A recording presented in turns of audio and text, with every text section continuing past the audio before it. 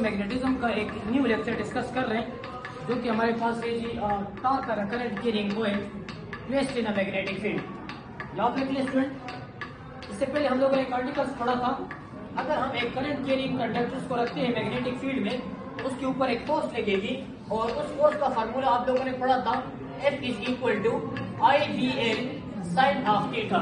याद रखिए ये फोर्स बेसिकली कंडक्टर्स के ऊपर एक्ट नहीं करती, बल्कि कंडक्टर्स के अंदर जो मूविंग चार्जेस होते हैं ये उसके ऊपर एक्ट करती हैं।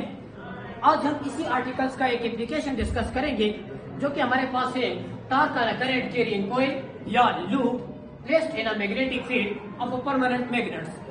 जरा गौर कर ले, यहाँ पे डायग्राम को जरा फोकस कर दें तो देखिए हमारे पास ये एक लूप है A B C D A।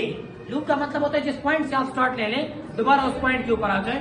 तो हमारे पास एक लूप है A B C D A, current carrying loop है जिसके अंदर करंट मूव कर रहा है एंटी क्लॉकवाइज डायरेक्शन में। क्लियर है?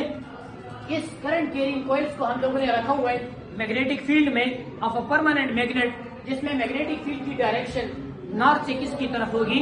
साउथ की तरफ होगी। बात क्लियर है?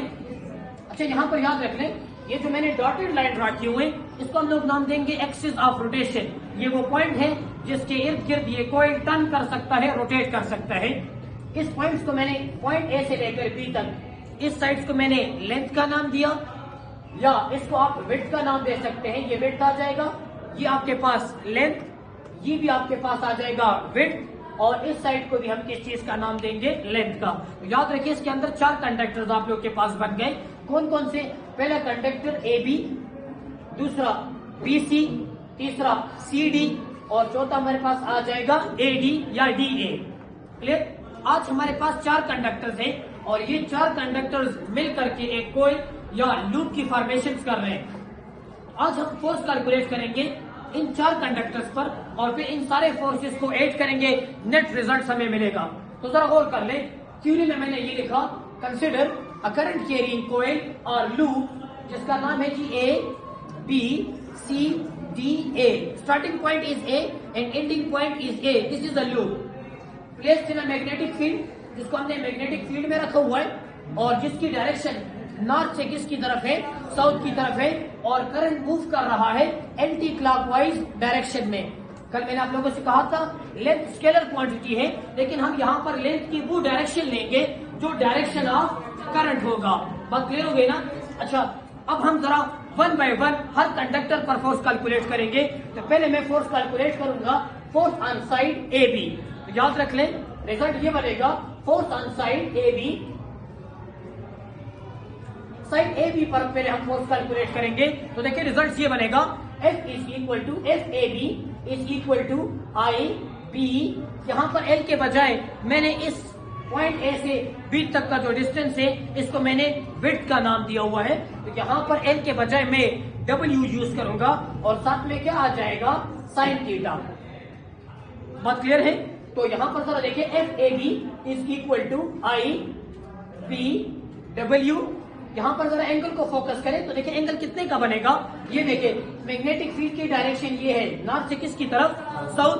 और याद रखें यहाँ पर करंट की डायरेक्शन ये है। आप जानते हैं हम लेंथ की वही डायरेक्शन लेते हैं जो करंट की हो। अगर आप इन दोनों को यहाँ पर देखें तो दोनों की डायरेक्शन कैसी आ रही है? Opposite, mean they are anti parallel to each other. So in this case जो हमारे पास एंगल बनेगा वो कितने का होगा? 180 का।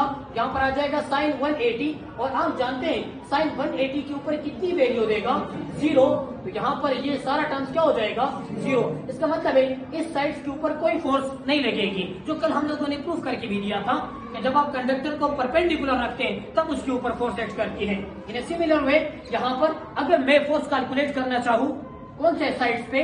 BC के ऊपर, तो देखिए मेरे पास रिजल्ट बनेगा force on side BC is equal to IB।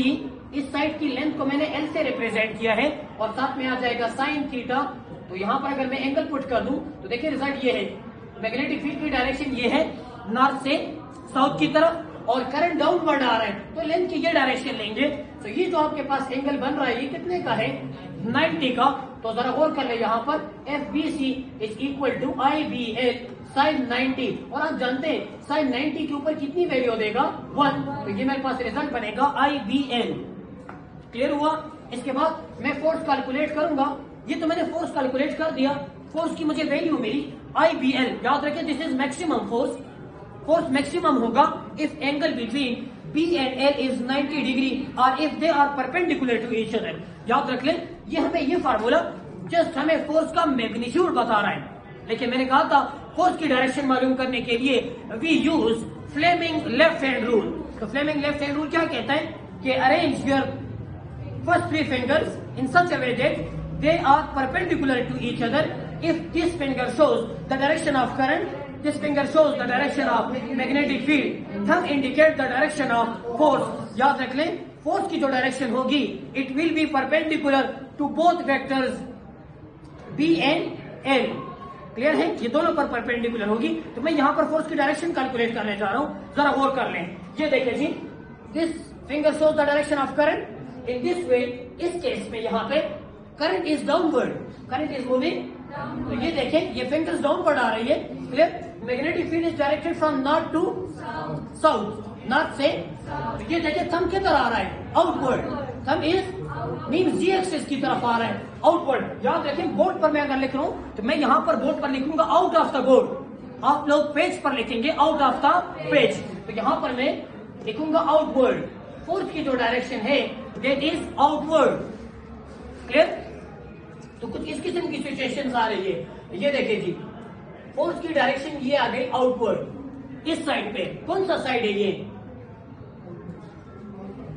BC, BC side के ऊपर फोर्स की डायरेक्शन किधर है? आउटवर्ड। ये एरो बता रहा है कि फोर्स की डायरेक्शन किधर है?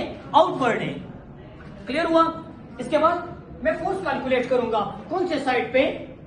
CD के ऊपर। कहां पे? तो देखिए मेरे पास ये रिजल्ट बनेगा, force on side CD is equal to IB। L के बजाय W यूज करूंगा तो याद जाएगा साथ में साइन थीटा। लेकिन इस केस में आप जरा थीटा को फोकस करें तो देखिए करंट की डायरेक्शन ये है। क्लियर? C से किसकी तरफ? D की तरफ, और मैग्नेटिक फील्ड की डायरेक्शन भी नॉर्थ से साउथ की तरफ। तो दोनों की डायरेक्शन क्या आ रही है? सेम। और अगर दो वेक्टर्स की डायरेक्शन सेम आ जाए तो एंगल कितने का बनेगा? 0 का। तो यहां पर मैं एंगल कितना पुट कर दूंगा? 0। तो देखिए फोर्स बनेगा FCD is equal to IBW sine 0। हम जानते हैं साइन 0 के ऊपर कितनी वैल्यू देगा? 0। तो याद जाएगा FCD इज इक्वल टू